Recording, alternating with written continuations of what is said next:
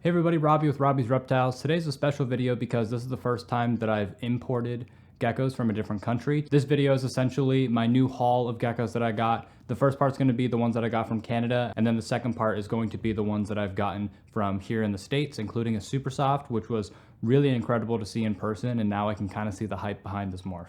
So to start it off with a bang, we're going to be introducing the new Chad of my facility, and I, of course, named him Giga Chad.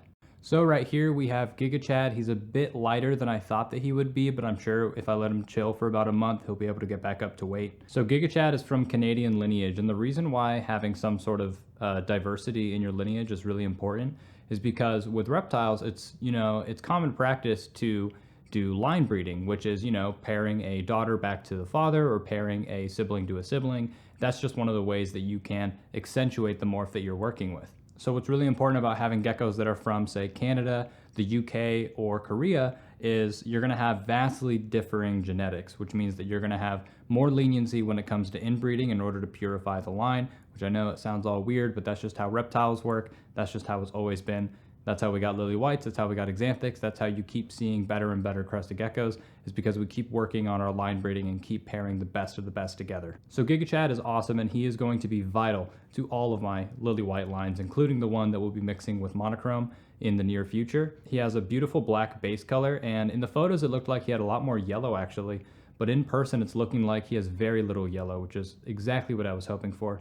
I was a bit worried when I saw how yellow his sides were in the photos, but in person, he's paper white, really beautiful. There's a little bit of that highlighter mark, but not too much, and I'm very picky with my lily whites. So this boy is going to be treated very well here, and I'm really excited to see what he does for us. So this is also a lily white hatchling that I got from Canada from Supernova Exotics. That's where she helped me with all the importing process. Couldn't recommend her enough. She has some beautiful geckos, and she produced this one right here, and this one is gone.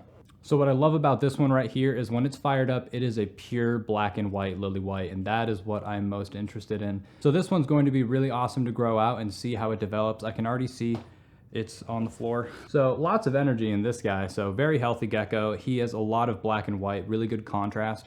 He's going to be interesting to grow out, or she. What the fuck, dude? It has a lot of potential for a lot more coverage. The laterals have grown a lot since I first originally bought him 4 months ago, and he's dripping a lot more. So I think that this is going to be closer to the parent and even to Giga Chad's level of coverage once he gets older, or she.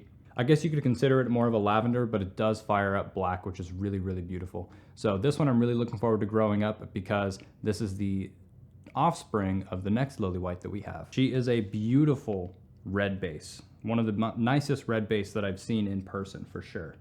And when she's fired down, I actually really, really like the way that she looks. She's kind of muted and flat, and I really, really like the look of it. It's almost like she's pink, has a pink base color when she's fired down. Now, what I'm really excited for about her is after she's done laying the eggs that she has in her oven right now, she is going to be pairing to my monochrome line ASAP.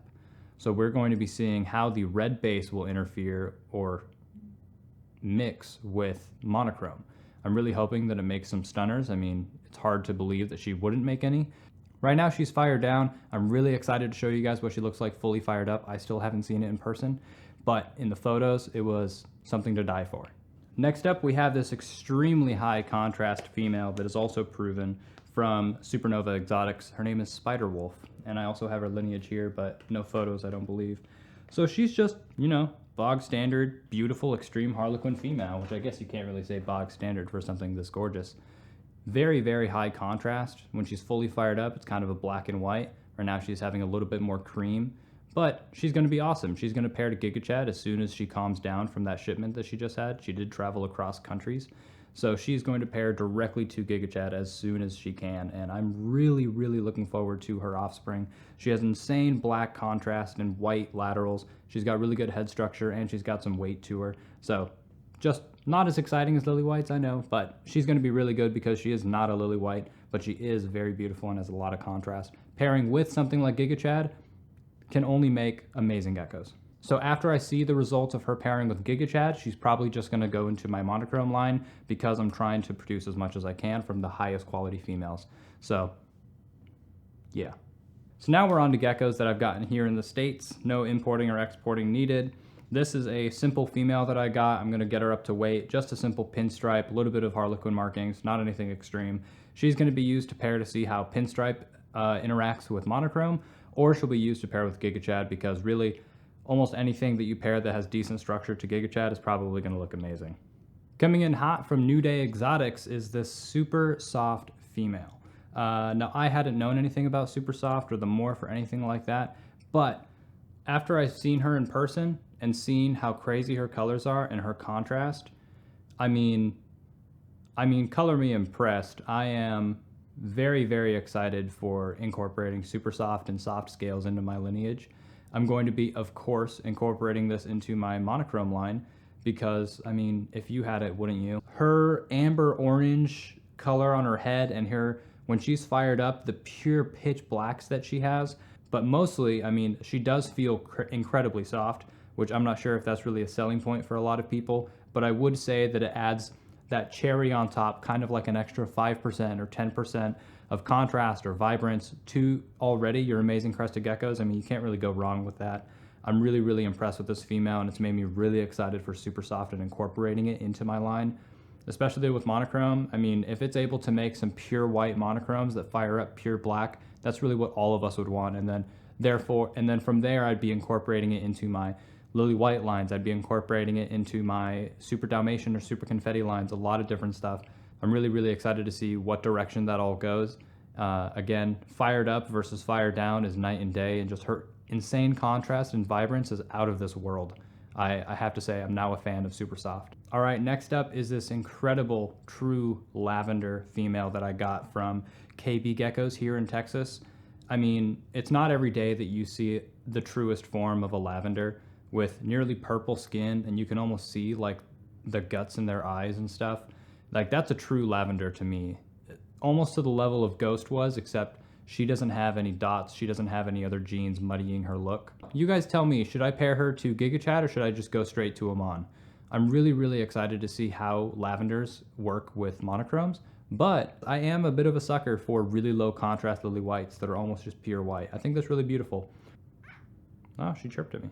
Anyway, this female's a bit upset, so I'm gonna put her back. Beautiful, love her, from KB Geckos here in Texas. This next female is from BD Geckos. I think that's the name. She is a Super Dalmatian, red-based, crowned, really pretty, and she also has a bit of confetti. Apparently, confetti, I'm not a Dalmatian or a confetti person, if you haven't been able to tell, but apparently confetti has a unique feature where, for some reason, most of the time it only shows on geckos that have red color. Although I'm not really a fan of Dalmatians, I did hatch out this one oddball of a monochrome, and I am really excited to pair him to something like a Super Confetti or a Super Dalmatian, because I would love to have a pure white gecko with gigantic ink splots all over it. I've seen some of those from Mercury geckos, and they look stunning. I love them. But anything else that isn't that, I've never really had much passion for, so I got her specifically for that reason, just to have another pairing for that. She's also proven, so that's great. Now, I don't usually buy juveniles or hatchlings, but this one really caught my eye. So I ended up getting him because he was for an incredible price, but this is a male that I'm just calling Kirkland Chad, or Discount Chad for now.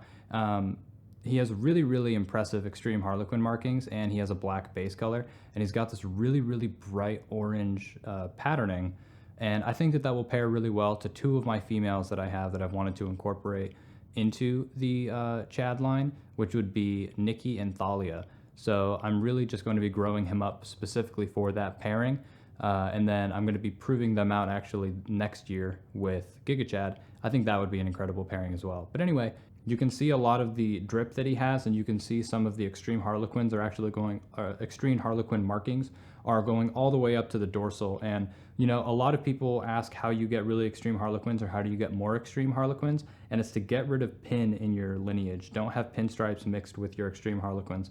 Then you're going to be able to have the markings go all the way up through the dorsal.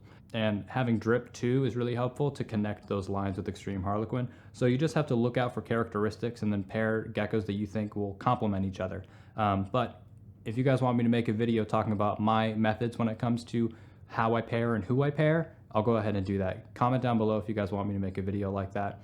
But that's it for the meantime. That's pretty much all the geckos that I got that are worth noting. If I forgot any, I'm sorry. I just have a lot going on, and today is cleaning day, so I need to deep clean all 200 of my gecko enclosures. So thank you guys for watching. Make sure to subscribe if you haven't already, all that YouTube mumbo jumbo, and I'll see you guys in the next one.